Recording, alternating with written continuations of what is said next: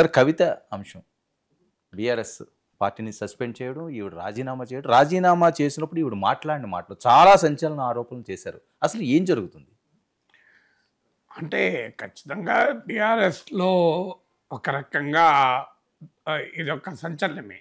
ఎందుకంటే కేసీఆర్ ఫ్యామిలీలో ఇప్పటిదాకా అందరూ అనుకున్నది కేటీఆర్ హరీష్ రావుల మధ్యనే వారసత్వ ఫైట్ అని.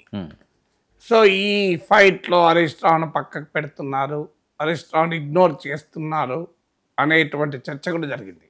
మీకు వరంగల్ సభలో హరీష్ రావు కటౌట్స్ లేవు, వరంగల్ సభకు వైపు చూడొద్దు అని కేసీఆర్ హరీష్ రావుకి చెప్పాడని ఇవన్నీ కూడా వార్తలు వచ్చాయి.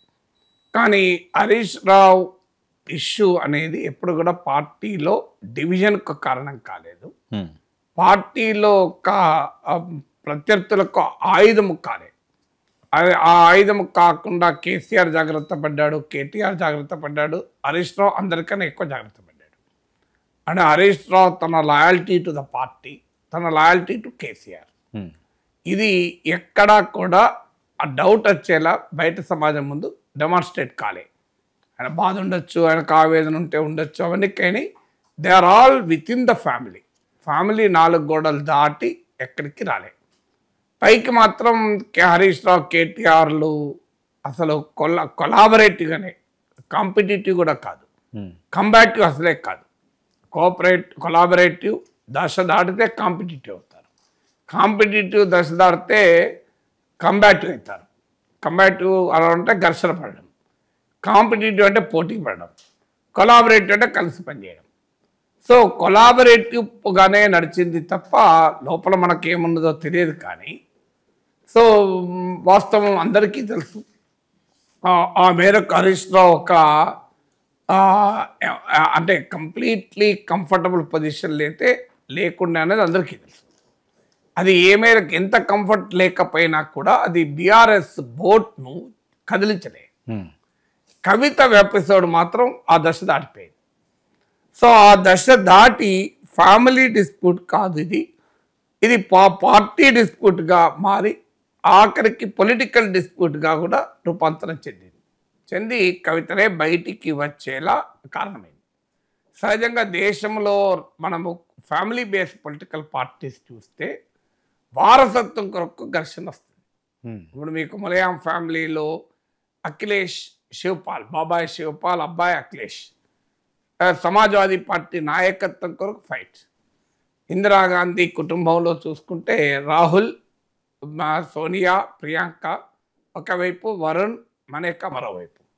తెలుగుదేశంలో చూసుకుంటే చంద్రబాబు నాయుడు, లోకేష్, పురంధేశ్వరి, మిగతా వాళ్ళంతా దగ్గుపాటి, వాళ్ళందరూ హరికృష్ణ, డిఫరెంట్ ప్లేట్లు అయ్యారు. ఆఖరికి జూనియర్ ఎన్టీఆర్, అమిత్ షా పిలిచి మాట్లాడుకోవడం, ఇవన్నీ మనం చూస్తున్నాం. కానీ firmly under the leadership of Chandrababu Naidu.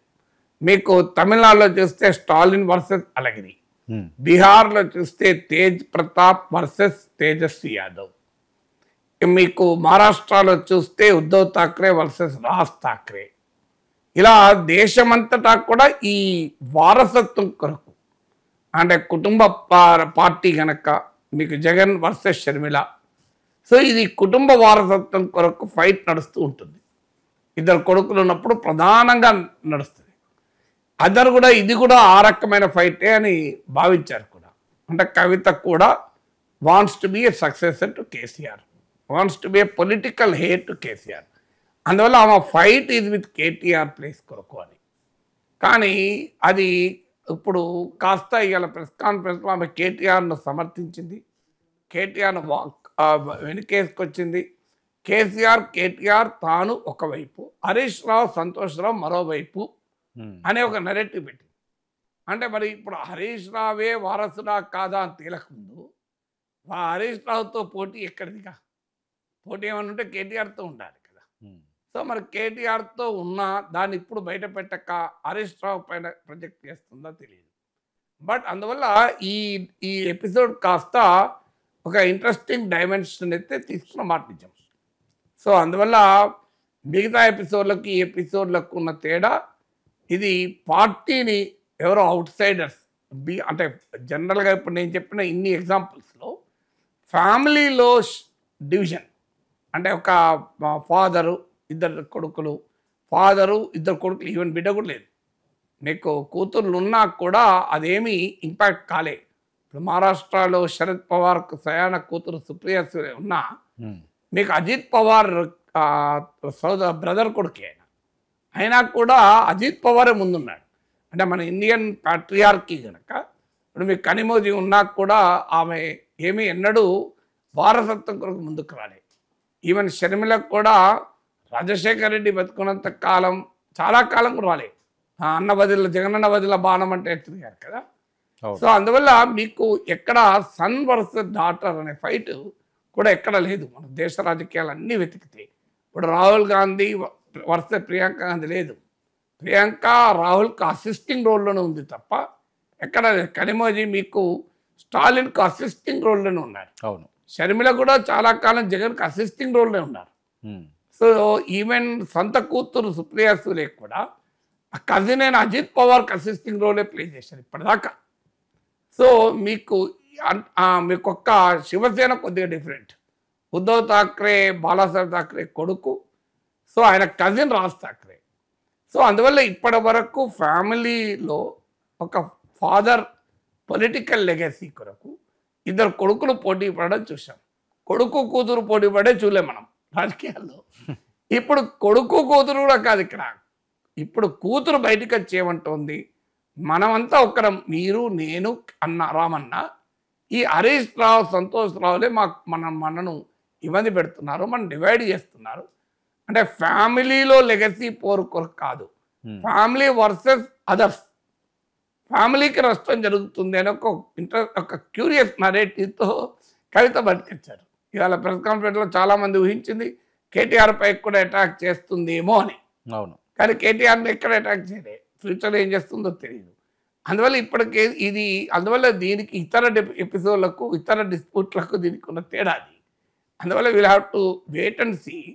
ఇందులో ప్రత్యేకత కేసీఆర్. జనరల్గా ఏదున్నా బయటకు వస్తుంది, ఎంతో కొంత లీక్ అవుతుంది. ఇప్పుడు జగన్మోహన్ రెడ్డి పంచాయతీ మనకు తెలుసు కదా, నా నేషనల్ కంపెనీ లా ట్రిబ్యునల్ దాకా పోయింది, ఆస్తుల పంచాయతీ, పదవుల పంచాయతీ. ఇక్కడేమో నోబడి నోస్ యాక్చువల్ రీజన్ ఏంటి, అసలు పంచాయతీ అనేది పూర్తిగా ఎవరికి పిక్చర్ లేదు. దట్ ఈజ్ కంప్లీట్లీ కేసీఆర్ సీక్రెట్గానే పెట్టాడు. సో మిగతా వాళ్ళకి కూడా కవిత కూడా పూర్తిగా రిలీజ్ చేయలే. ఇవాళ ఒక ఇండికేషన్ ఇచ్చాను, మీరు గమనిస్తే. నేను ఇంకా చెప్పాల్సి ఫ్యామిలీ చాలా ఉన్నాయి, అవి చెప్పడం లేదు, ఓన్లీ పొలిటికల్లీ రిలవెంట్ ఉన్నాయే చెప్తున్నా అన్నారు. సో అందువల్ల ఈ dimensions how Kavitha's episode different from other family political families అంటే ఇది తేడా.